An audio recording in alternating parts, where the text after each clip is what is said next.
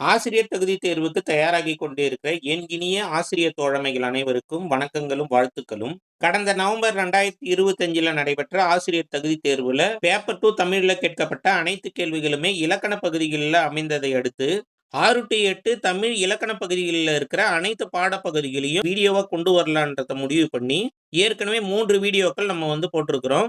6 to 8 வகுப்புல இருக்கிற அணி இலக்கணத்தை ஒரு வீடியோவாகவும் 6 to 8 வகுப்புல இருக்கிற இலக்கண குறிப்புகளை ஒரு வீடியோவாகவும் 6ஆம் வகுப்பு முதல் பருவத்தில் இருக்கிற 3 இயல்களில் இருக்கிற இலக்கண பகுதிகளை நம்ம ஒரு வீடியோவா கொண்டு வந்திருக்கிறோம். அதனுடைய தொடர்ச்சியா 6ஆம் வகுப்பு 2ஆம் பருவத்தில் இருக்கிற 3 இயல்களில் இருக்கிற இலக்கண பகுதிகளை நம்ம இந்த வீடியோவில் பார்க்க போறோம். இந்த 3 இயல்களில் இடம்பெற்றிருக்கிற இலக்கண பகுதிகள் முழுக்கவே ரொம்ப எளிமையானது, புரிஞ்சுக்கிறதுக்கு ரொம்ப ஆர்வமானது. அதனால ரொம்ப எளிமையா நீங்க இதை கத்துக்கலாம். முதலாவதாக இயல் 1ல இருக்கிறது இணை எழுத்துக்கள். சில எழுத்துக்கள் பாத்தீங்கன்னா ஜோடியா தான் உச்சரிக்கப்படும். அதை தான் நம்ம இணை எழுத்துக்கள் அப்படின்னு சொல்றோம். இப்ப எடுத்துக்காட்டா இங்கு வந்தா அதுக்கப்புறம் காவரிசை எழுத்துக்கள் தான் வரும்.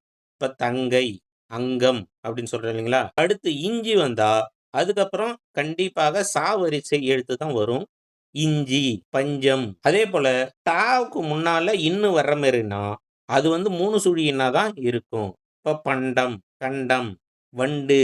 அடுத்து அதாவது தன்னகர நான்னே பேர் அதுக்கு. அதுக்கப்புறம் கண்டிப்பாக தாவரிசை எழுத்து தான் வரும். தந்தி, வந்தான். அடுத்து எங்கெங்கெல்லாம் இம்மு வருதோ அதுக்கப்புறம் கண்டிப்பா பாவரிசை எழுத்து வரும். தம்பி, அன்பே.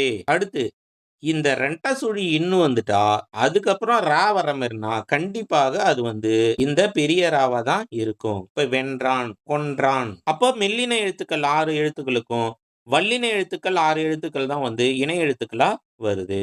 அப்போ இந்த இடையினை எழுத்துக்கள் என்ன ஆகும்னு கேட்டா இந்த இடையினை எழுத்துக்கள் 6ம் அதாவது எரல வழல அந்த 6 எழுத்தும் பாத்தீங்கன்னா ஒரு இணை எழுத்துக்கள். அதன் பிறகு அந்த குறில் எழுத்துக்களுக்கு அதனுடைய நெடில் எழுத்துக்கள் தான் இணை எழுத்துக்கள். ஐக்கு பாத்தீங்கன்னா குறில் எழுத்து இல்ல, அதனால ஈ அதனுடைய இணை எழுத்து. அதே போல அவுக்கு பாத்தீங்கன்னா குறில் எழுத்து இல்ல, அதுக்கு ஊ இணை எழுத்து. புரியுதுங்களா? இது ரொம்ப ஈஸியானது. நீங்க சொல்லி பார்த்தாலே உங்களுக்கு தெரியும். நீங்க ஆசிரியருக்கு படிச்சிருக்கீங்க, நிறைய வார்த்தைகள் உங்களுக்கு தெரியும். கண்டிப்பா இதை ஈஸியா புரிஞ்சுக்கலாம் நீங்க. அடுத்து இயல் 2 மயங்கொலிகள். இதுதான் ரொம்ப முக்கியமானது. இணை எழுத்துக்களை விட ரொம்ப முக்கியமானது, கேட்க வாய்ப்பு இருக்கிற ஒரு பகுதின்னா அது மயங்கொலிகள் பகுதி. இப்போ மனம் அப்படின்னு சொல்றோம், மனம் அப்படின்னு சொல்றோம். மனம் அப்படின்னா என்னது? வாசனை, நமக்கு தெரியும். இதே மனம் அப்படின்னா நம்மளுடைய மனசு அப்படின்னு சொல்றோம் இல்லைங்களா? அந்த மனசு. இப்போ கிட்டத்தட்ட ஒரே உச்சரிப்பு மாதிரி தான் இருக்குது. ஆனா 2ம் வெவ்வேறு வார்த்தைகள், வெவ்வேறு பொருள் உடையவை இல்லைங்களா? அப்போ இந்த மாதிரி கிட்டத்தட்ட ஒரே மாதிரியான ஒலி அமைப்பை கொண்டவையில நம்ம என்ன சொல்றோம்? மயங்கொலிகள் அப்படின்னு சொல்றோம். சரி, மயங்கொலி எழுத்துக்கள் பார்த்தீங்கன்னா 3 சுழி ந, ந, ந. அடுத்து ல, ழ, ள. அடுத்து ர, ர ஆகிய 8ம் மயங்கொலி எழுத்துக்கள். இதெல்லாம் நமக்கு தெரியும். இந்த 3 சுழி நாவா இருந்தா எப்படி உச்சரிக்கணும்னு. பெரிய எழுத்துன்னு சொல்ற எல்லாத்துக்குமே நாக்க நல்லா மடிச்சு அழுத்தி சொல்லணும். சின்ன நாவா இருந்தா அதை எப்படி சொல்லணும்னா நாக்க லேசா மடிச்சு அப்படியே சொல்லணும். இதுக்கு இந்த மயங்கொலிகளுக்கு அவங்க இந்த பாடப்பகுதியில கொடுத்திருக்கிற எடுத்துக்காட்டுகளை ஃபர்ஸ்ட் நல்லா படிச்சுக்கங்க.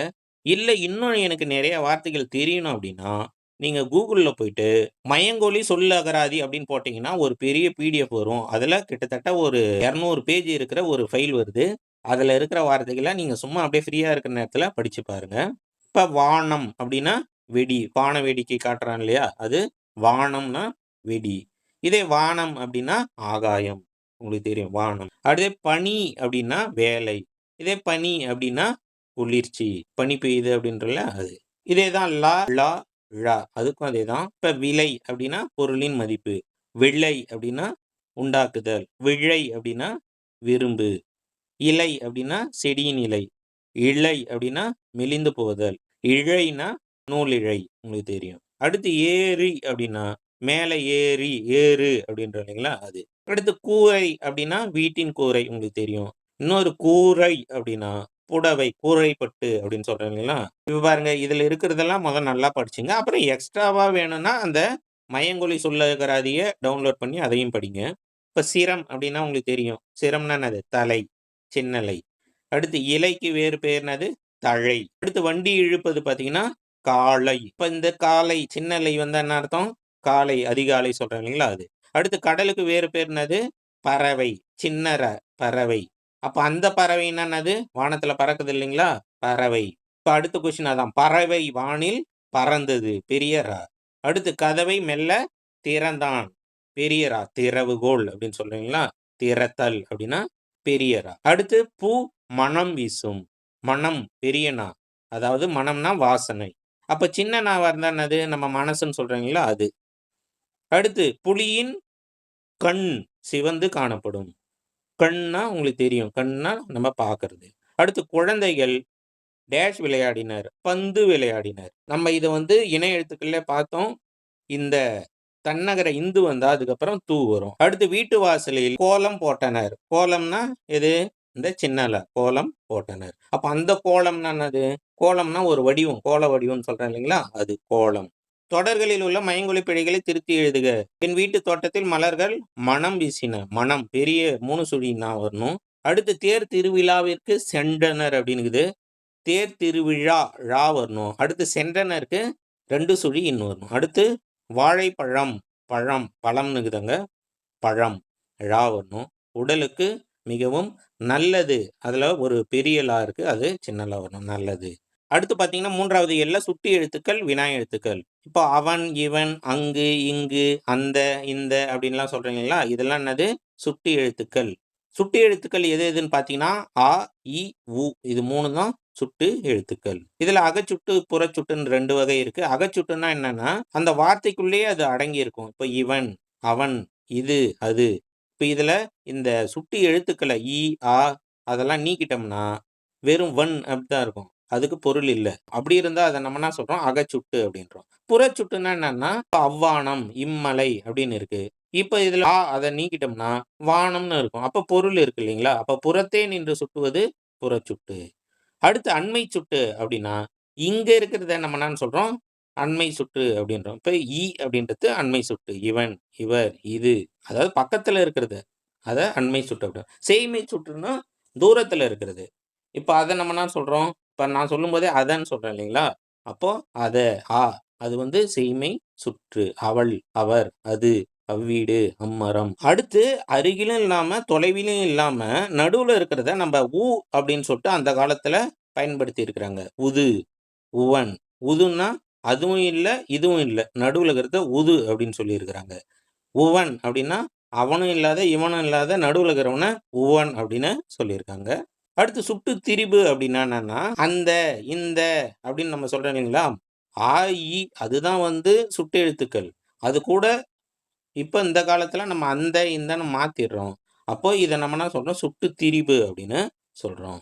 அடுத்து வினா எழுத்துக்கள். அது வந்து சுட்டு எழுத்துக்கள் எது எது? ஆ, இ, உ.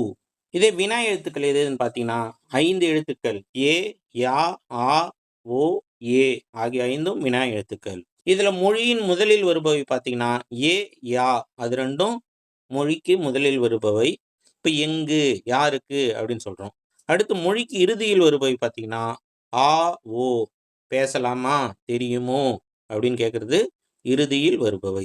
அடுத்து மொழிக்கு முதலிலும் இறுதியிலும் வருபவை பார்த்தீங்கன்னா, ஏ, ஏன் அப்படின்னு கேட்கிறோம். அடுத்து நீதானே அப்படின்னு கேட்கிறோம். இது வந்து ஏன்றது வந்து மொழிக்கு முதலிலும் இறுதியிலும் 2த்துலயுமே வரும். அடுத்து அகவினா. அங்க பார்த்த மாரி அகச்சுட்டு, புறச்சுட்டு பார்த்த மாரி, இங்கேயும் அகவினா, புறவினான்னு 2 வகையா இருக்கு. எது, யார். இப்ப இந்த சொல்ல இருக்கிற ஏவ அல்லது யாவ நீக்கிட்டோம்னா, வெறும் தூ தான் இருக்கும். அது வந்து பார்த்தீங்கன்னா, பொருள் இருக்காது. அப்ப அத நம்ம என்ன சொல்றோம்? அகவினா அப்படின்னு சொல்றோம். அவனா, வருவானா அப்படின்னு சொல்றோம் இல்லைங்களா? ஆகிய எழுத்துக்கள்ல இப்ப அவனா, ஆ அப்படின்னு நீக்கிட்டாலும், அவன் அப்படின்னு இருக்கு இல்லைங்களா? அப்போ இத நம்ம என்னான்னு சொல்றோம்? புறவினா அப்படின்னு சொல்றோம். சரியான விடை தேர்ந்தெடுத்து எழுதுக. என் வீடு அங்கே உள்ளது. தம்பி இங்கே வா. நீர் எங்கே தேங்கியிருக்கிறது? யார் அவர் தெரியுமா? உன் வீடு எங்கே அமைந்துள்ளது? சரிங்களா? இந்த பகுதியில கேட்க வாய்ப்புள்ள சில கேள்விகள நான் தயாரிச்சு உங்களுக்காக இப்ப நான் தரேன். நீங்க இந்த கேள்விகளுக்கான விடைகள கமெண்ட் பாக்ஸ்ல சொல்லுங்க. நீங்க படிக்கணும், வெற்றி பெறணும்ன்ற நோக்கத்துல நம்ம வீடியோ உங்களுக்காக கஷ்டப்பட்டு தயார் செஞ்சு வழங்கிட்டு இருக்கிறோம். எங்களுடைய உழைப்புக்கு நீங்க அங்கீகாரம் குடுக்கணும்னு நெனச்சீங்கன்னா, நம்ம சேனல் அறிவுமதி அகாடமிய சப்ஸ்கிரைப் செய்து நமக்கு ஆதரவு குடுங்க. அடுத்து எந்த தலைப்புல வீடியோ போடலான்றத கமெண்ட் பாக்ஸ்ல சொல்லுங்க. Thank you. Bye bye. Take care.